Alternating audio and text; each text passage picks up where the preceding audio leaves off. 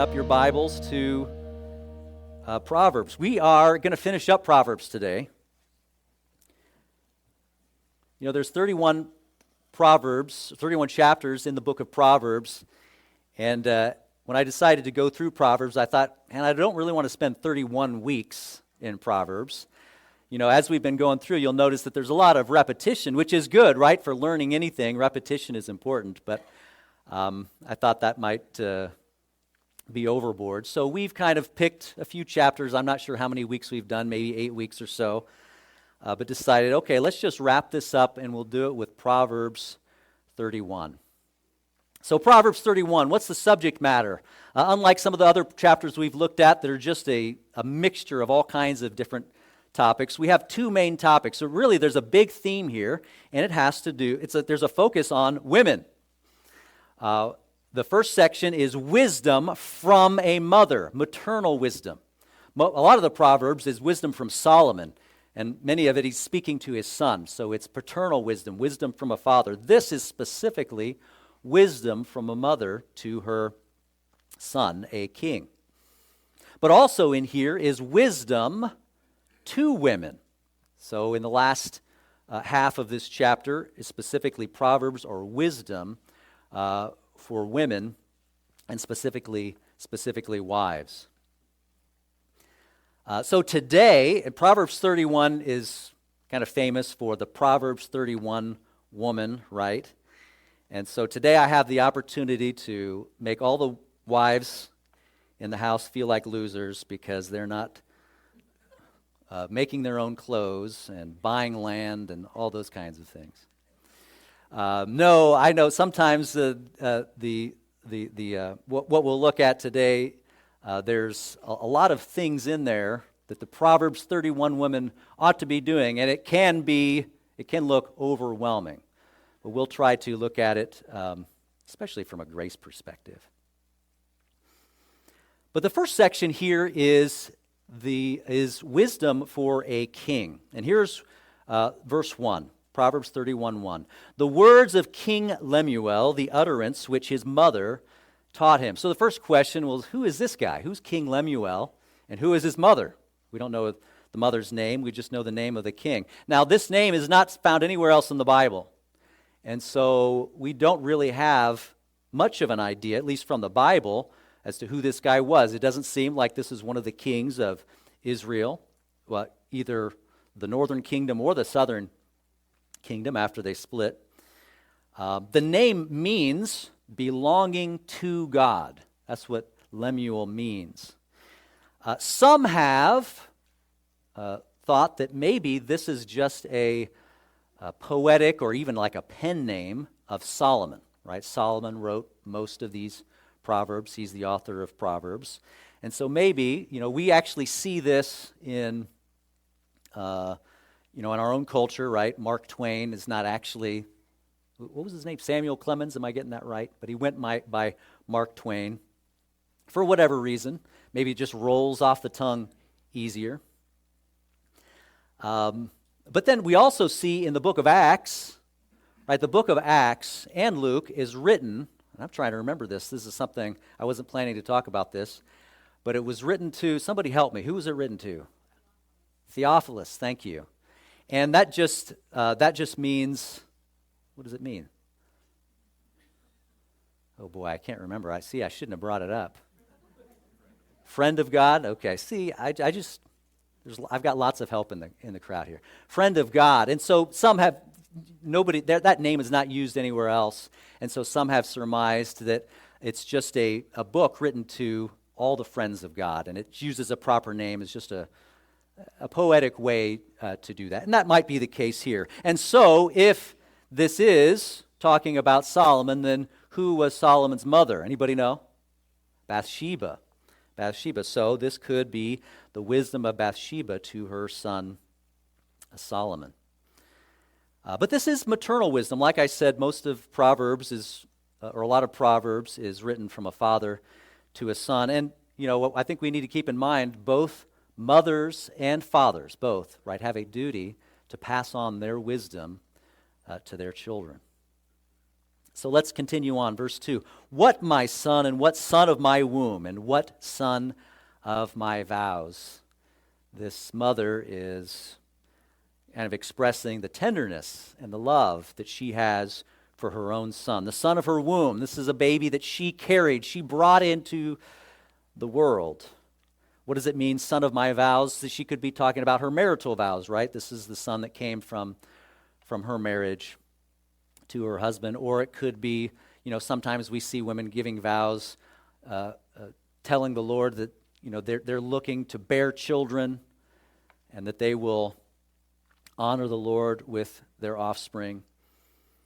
We see that with Hannah, for example, in the Old Testament. Either way, these are words of tenderness regarding a mother, or a mother regarding her son. Verse 3, do not give, so here's where the wisdom starts. Verse 3, do not give your strength to women, nor your ways to that which destroys kings.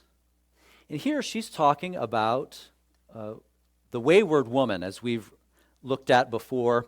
This is one of the things that is a constant refrain, especially early on in Proverbs, but even throughout. And a wayward woman, a sinful woman, as is also translated, can be destructive to any man, but especially susceptible are those in power, those who have the power of a king. They are special targets of a seductress, quite a great prize, right, for a seductress if she can seduce a king. Not a good prize, not a virtuous prize, but a prize nonetheless for a woman of seduction. She says here, do not give your strength to women. Men especially are known for their strength. And here I think strength means your energy, your vigor, the vitality of your life. You can give your life over, the energy in your life over to sinful things, and that takes away from the energy that you give towards virtue. And so, what are you going to use your energy, your strength for? Will you use that energy for vice or for virtue?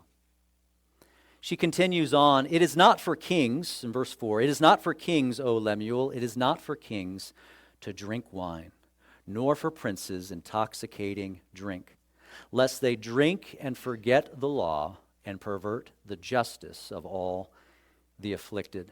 I don't think that necessarily she's saying that kings can never have a drink, but this is a warning against what too much drinking can lead to. Intoxication, drunkenness, losing the sharpness of your faculties.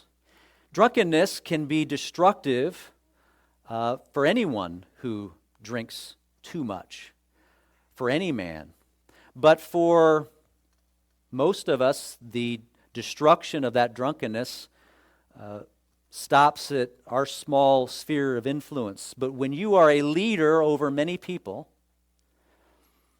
then that destruction has a greater wake. And when it is your responsibility to establish justice in your sphere of influence, then that law, justice, can be perverted when one loses the sharpness of his faculties. She continues on, give strong drink to him who is perishing, and wine to those who are bitter of heart. Let him drink and forget his poverty, and remember his misery no more. This is kind of, I think, a tongue-in-cheek saying. Strong drink isn't for those full of vitality and life, but it's for the dying. And, today even, for those who are close to death, a lot of times we will use drugs to just take away the edge off of the death pangs, of the pain they might be experiencing, whether it's cancer or something like that. And usually I think we use morphine or some other strong drug. Those things have only been around for a short while. But for the dying, they might, drink some vodka or whatever to take the edge off of the pain. And she's saying, listen, this isn't something for a young man of vitality. This is something that only those who are dying, or maybe those who just have given up on life, that's what getting drunk is for. Don't be that person. She continues on kind of in another vein here, verse 8. Open your mouth for the speechless in the cause of all who are appointed to die. Open your mouth, judge righteously, and plead the cause of the poor and needy. Again, what is the number one responsibility of a king, of a ruler? To establish justice in the land. And is it justice for those who can pay for it? You know, that's the way that it is in most of the rest of the world. And I've counted at one point, but I've been to at least 20 different countries in my life as being a military brat and also a missionary. And it's amazing to see what we have here as far as justice. And I know there's a lot of perversion of justice in our country, but it really pales in comparison to what you see in many other countries. I remember living in Cambodia, the country of Cambodia, and just watching out in the broad open daylight, people handing cash to police officers. And so in order to get justice in that nation, you had to have the money to buy it. And God forbid that it should be that way in our country, though we do see that. But at least thankfully in this country, it is expected, right, that justice should be for all, regardless of rich or poor. But the poor, especially, can be and are exploited, and sometimes justice for the poor is overlooked. And so there is special attention that this mother is calling to her son, the king, to pay that special attention to those who are poor and needy. She mentions, open your mouth for the speechless. And I think in this context, she's talking about those who don't have a voice in the world, right? When you don't have a lot of money or resources, you just don't have the same voice as others to cry out about injustice. Nobody's listening. Nobody listens to a poor man. And so she said, you need to be the voice. You need to be the advocate for that one. This is a verse that is commonly used in the pro-life movement, right? Because when it comes to unborn children, they literally do not have a voice. They cannot speak. They cannot talk. And they are literally being appointed to death. There are moms and dads who are making appointments for their children to be destroyed. And so a good king, a good ruler, will advocate and do whatever he can. You know, when you're a king, you have lots of power, basically unlimited power, at least in this day that this was written, in general. In our day, you know, we have different jurisdictions and only a certain amount of authority depending on what position you hold. But do what you can to advocate for those who are being led to death, those who are appointed to die. I'll just bring this up real quickly. I had a chance to meet just this last Friday with the representative representing here in Springfield in Ohio about this very issue. You know, in 2023, the voters of Ohio, the people, unfortunately, voted to put into our Ohio State Constitution the right to destroy the lives of unborn children. Does that mean that we should give up? Not at all. And so currently there is in the work a bill to be offered to the Ohio legislature to try to defend and uphold the right to life of unborn children. You might ask, well, how in the world is that possible? We just amended our Constitution. Well, and we'll talk about this maybe more in the future. I won't spend too much time on it now. But there's the bill, and there's 13 of those, 13 of these in 13 different states active right now. And appealing to our Constitution. You know, the Constitution is the highest law of the land. And it says there's an amendment for those who know their civics, the 14th Amendment, that says that no state is allowed to abridge the rights of people. There has to be equal protection under the law. That's the language used. Everyone, if you have a law, it has to apply to everybody equally. This was put into place because of the disparity regarding slavery and all that. But currently, we protect the lives of born people and don't protect the lives of unborn children. And that should not be the case. And we actually have an amendment, something in our Constitution that says that should not be allowed. And so here's a bill that's going to be offered that says, hey, we appeal to a higher authority, our federal Constitution, and the state of Ohio must obey that law. So more to come on that in the future. Okay, we're finished with that section, and now we're going to go into the section here on the virtuous wife. Verse 10, who can find a virtuous wife? For her worth is far above rubies. You know, it's a challenge to find a wife. It's a challenge today. It's been a challenge for probably all of human history, I imagine. You know, it's not an easy task. Now, finding a woman is easy, right? You bump into them every day. They're everywhere you go.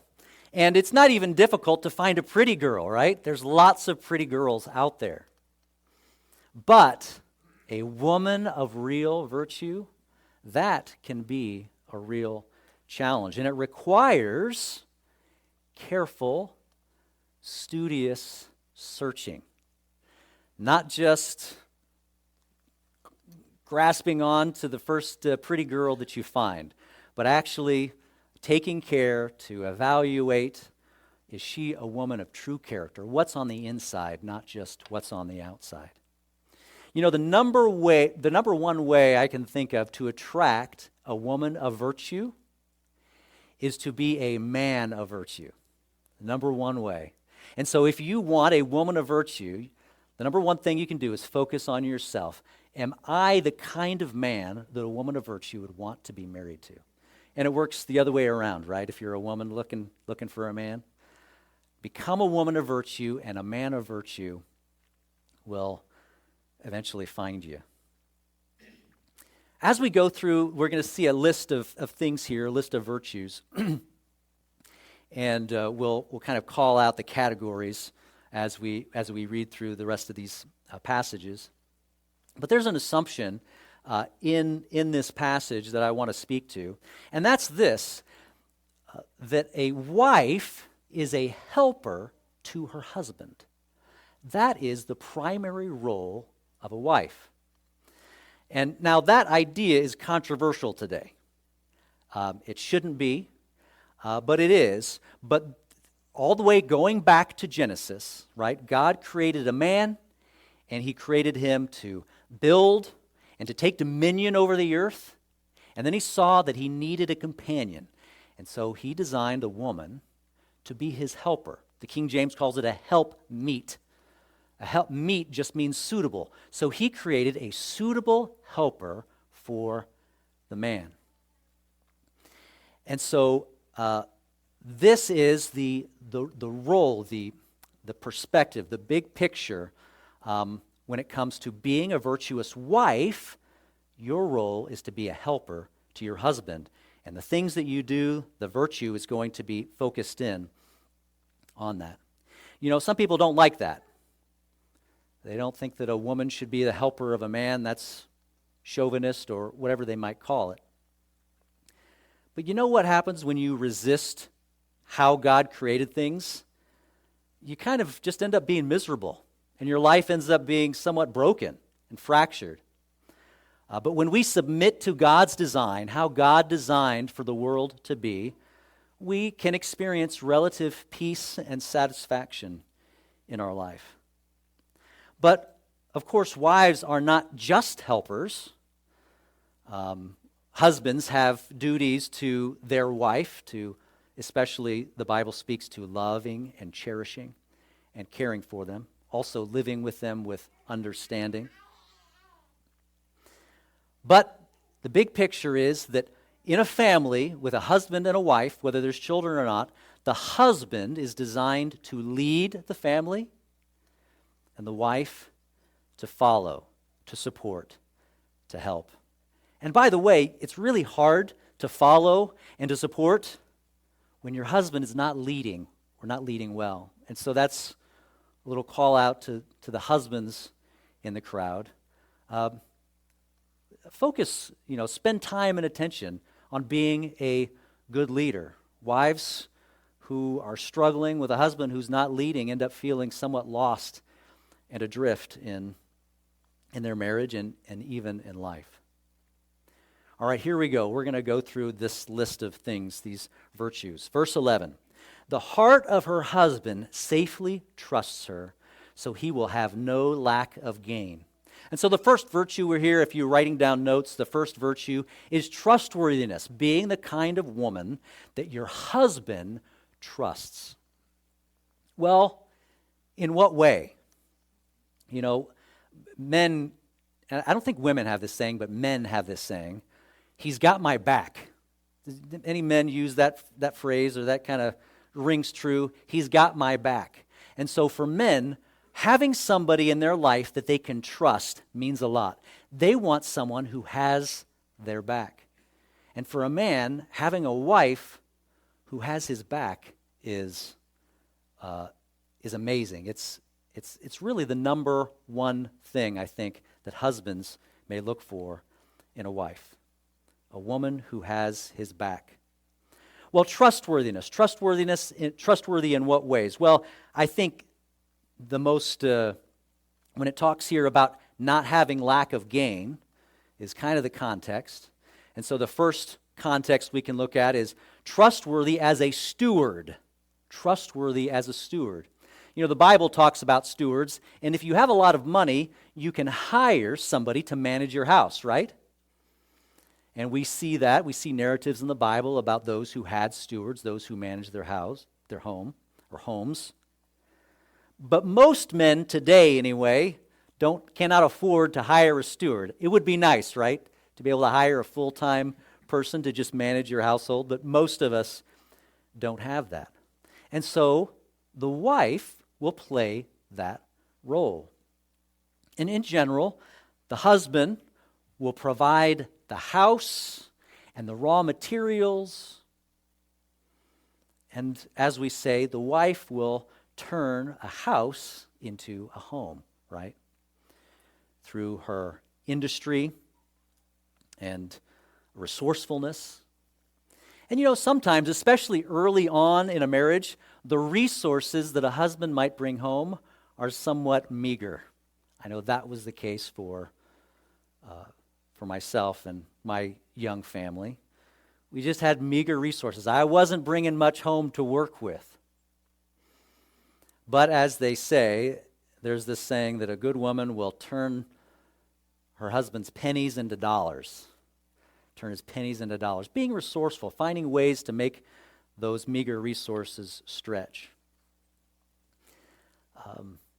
Also, being a steward over the children. Husband might have a vision for what he wants, the kind of values. And husbands and wives work together on this. What are the values that we want to inculcate into our children? What are the things that we want them to learn and to do?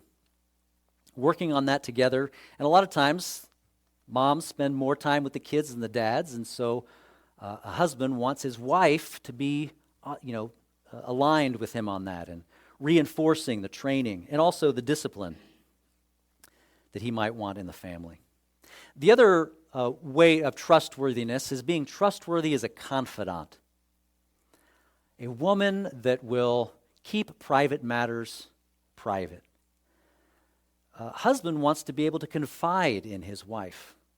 Maybe the things that he's struggling with, the things that he's feeling, or maybe just wild visions that he has for life that maybe he would be embarrassed to talk to others about. But he can talk to his wife about it because he trusts her, that she's not going to go tell other people these things that are meant to be private. Or maybe, husbands make mistakes. They have weaknesses. They have failures. And so a woman he can trust who will not just share all of his failures and weaknesses with others. This happens too frequently. I see it on social media. In fact, I just saw something the other day, a woman talking about the weaknesses of her husband on TikTok or whatever it was to millions of people. Not a wise move. In fact, there was just, I don't know how long ago this was, 5 or so years ago, there was a friend on Facebook who was sharing some details about the family that I just thought, wow, if I was her husband, I would be embarrassed with her sharing that kind of information. And so I actually messaged her and I said, you know what, this is not going to be good for your marriage. You need to reconsider. And I think you should actually take this down. And she did, thankfully. And then the last one is trustworthy as a counselor. The number one advisor to a husband ought to be his wife. And so are you a woman of wisdom? Are you growing in wisdom? And are you the kind of person that your husband would love to come to for advice, that he seeks advice from? Verse 12, she does him good and not evil all the days of her life. So here's another one for trustworthiness. This is a continuation. He trusts her intentions, that her intentions towards him are good, that she will support him. Again, to use that same phrase, that she will have his back and not undermine his interests. There might be a disagreement, right, between husband and wife about how we do things, but how do we approach that? Do we just undermine our husband, or do we go to our husband? Do you go to your husband and make a case, right? Hey, I think we should do differently.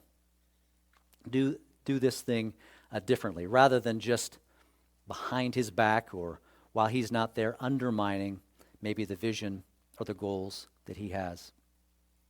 And so questions for wives to ask themselves. First is, do I know what my husband's vision is? Do I know what his goals, his life goals are? Goals for his life, goals for our family together, maybe goals for his work. Do I know what those things are, and am I supporting those things as a wife?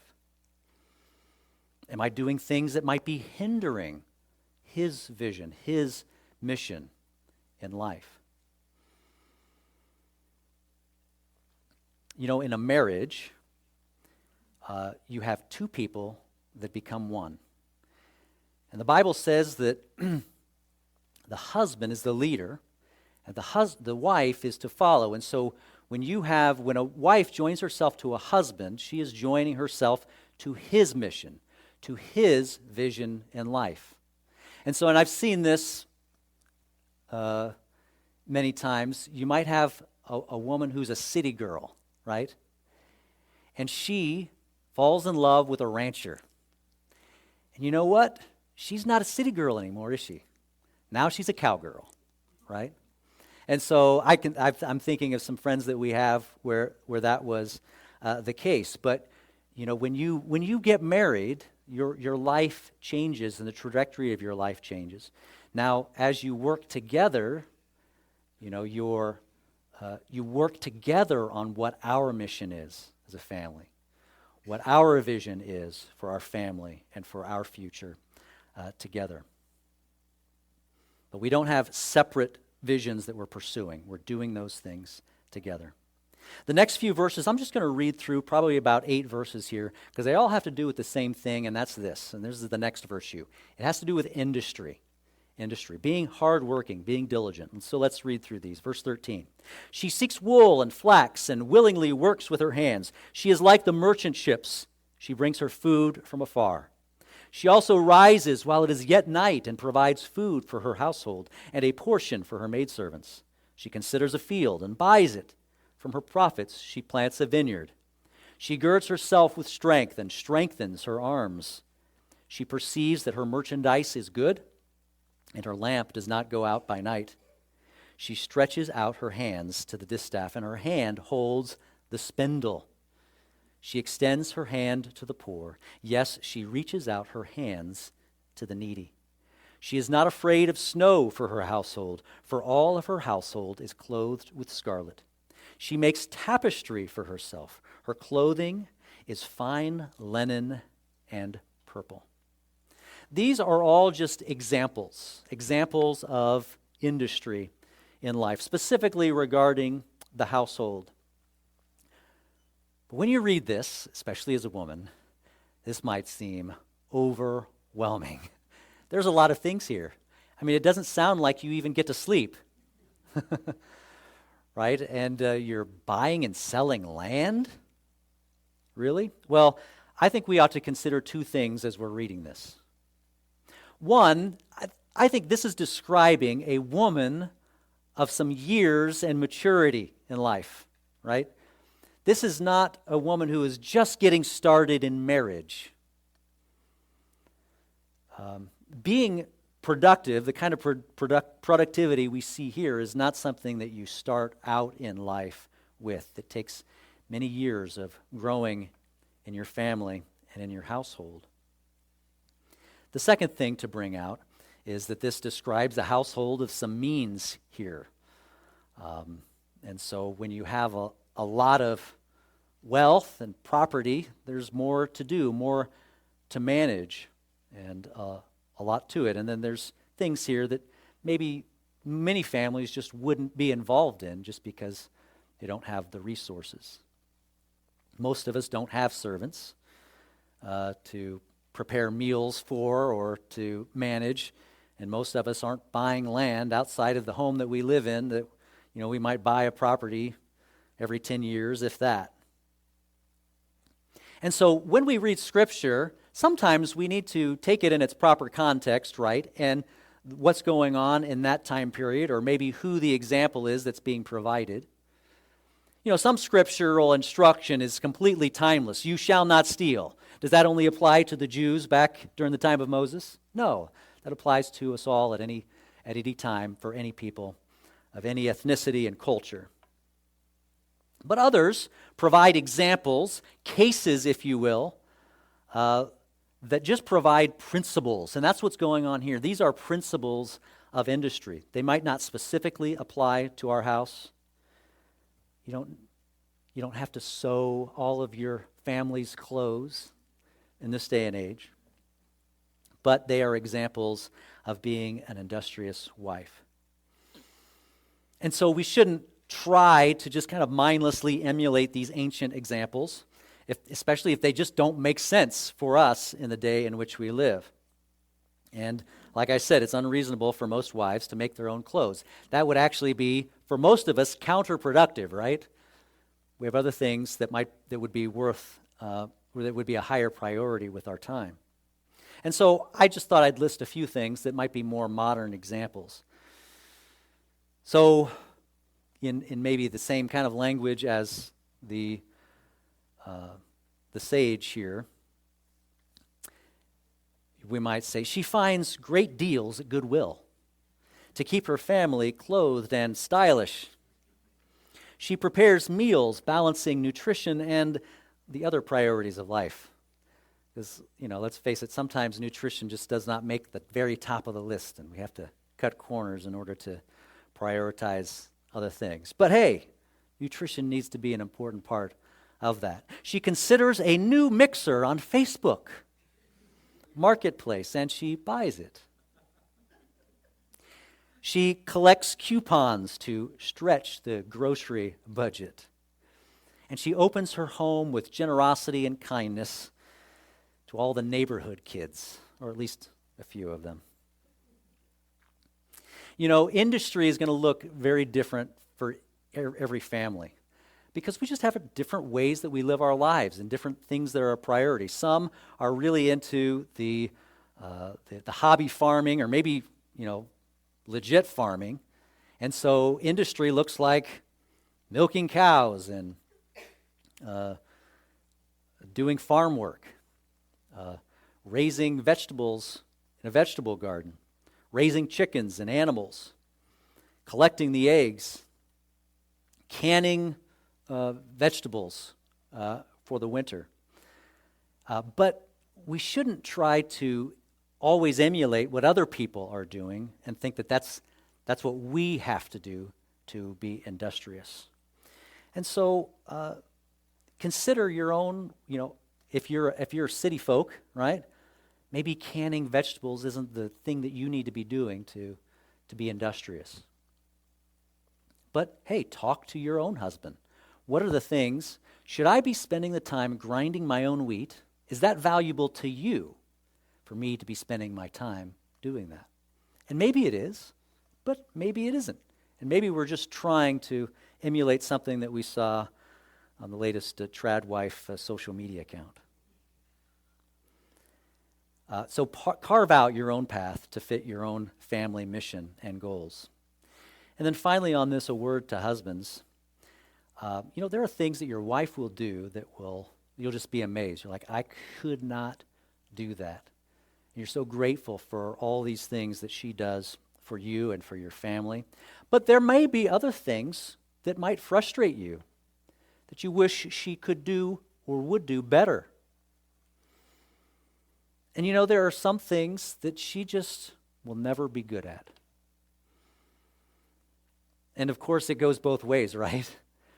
There are things that women wish their husbands would be better at, and they're frustrated by them. But you know what? It's okay. Sometimes people are just not good at things, and we need to be okay with that. And lean, especially for talking to husbands, lean into the things that she is good at. Praise her for them. And sometimes we just need to let go of those weaknesses and say, hey, this just isn't something that maybe our family will be good at. Whatever that might be, lean into her strengths and sometimes just let go of the weaknesses. Verse 23, her husband is known in the gates when he sits among the elders of the land. Being known in the gates among the elders, this is just a way that community leadership was done back in this day. The elders, the older men, the leaders of the community would gather at the gates of the city to adjudicate different matters regarding the community. And so this is a husband who is known in the gates, who is a leader in the community. How does this relate to a wife? For the most part, a husband being a leader is really up to him. But a virtuous wife will help in that regard, right? Because she is trustworthy, he doesn't have to worry about what's going on at home. He safely trusts in her managing all of those things. And he can be freed to do other things for the community that he may not be able to do otherwise. And so a wife who is trustworthy can allow him to give his energy to other things. Now, some husbands just are not going to be leaders in the community. And you know what? That's okay as well. Verse 24, she makes linen garments and sells them and supplies sashes for the merchants. And it says this, strength and honor are her clothing. She shall rejoice in time to come. Now, what does it mean, strength? Usually strength is something that is something attributed to men. But here I think strength is talking about strength of character, strength of heart. And so her strength of virtue, strength of character, the honor that she has among others because of her virtue are like her clothing. Women, God created women to be beautiful, and they adorn themselves with all kinds of beautiful things, which is wonderful. That is how God designed it to be. When a woman gets dressed up, when a wife gets dressed up to go out on a nice date, and she puts on her nice dress, it just it's wonderful. It's tremendous. But that kind of beauty, that kind of outward beauty, is not what matters most. And so really looking for a woman who adorns herself, not just with the glitz and glamour of a nice dress or jewelry, but a woman who adorns herself with strength of character. And then it says that she shall rejoice in time to come. what does that mean? I think what that's probably talking about is that, hey, she's building a life for herself and her family that you can rejoice in. She's not destroying her house, but is building it up. And so providing a foundation for rejoicing into her later years. Verse 26, she opens her mouth with wisdom, and on her tongue is the law of kindness. And so a virtuous wife is not just a worker bee, just industrious, but she's also a counselor. In fact, hopefully the number one advisor to her husband. But not just an advisor to her husband, not just a counselor to her husband, but then especially as her children get older, an advisor to her children. I see this very much in my own household. In fact, I would say that my wife is the number one choice of counselor for my children, even above myself, which sometimes, might make me feel, well, how come they're not coming to me? But I think the number one reason, and the other thing that is on here is, and on her tongue is the law of kindness. That's probably the deciding factor, right? Because, dads, I think, tend to be more gruff and not quite as sympathetic to the needs and the requests of their children. And maybe that's because, and maybe I'm just giving myself a poor excuse, but having to deal with, a lot of the things, the ruthlessness going on in the world day in and day out, and you kind of maybe get hardened, and when your children come to you, you're a little bit gruff and unsympathetic. But hopefully husbands are protecting their wives from the ruthlessness of the world, and they can maintain that softness. And so my wife is definitely one that our children go to regularly for advice and concerns. Verse 27, she watches over the ways of her household and does not eat the bread of idleness. Again, industry in the home. Her children, verse 28, her children rise up and call her blessed. Her husband also, and he praises her. And this is the praise. Many daughters have done well, but you excel them all. When a woman is virtuous, her children and her husband will recognize it, and they will praise her. Now, sometimes they don't, even though they should. And this is, I think, an opportunity to remind both husbands and children, don't forget to praise your wife. And don't just do it once a year. That's a mistake I think many men make. Hey, I already told her that back in February or back in August. Do it often to praise her for her virtue. Do it again and again. Verse 30, charm is deceitful and beauty is passing, but a woman who fears the Lord, she shall be praised. There's many charming women, many beautiful women out there.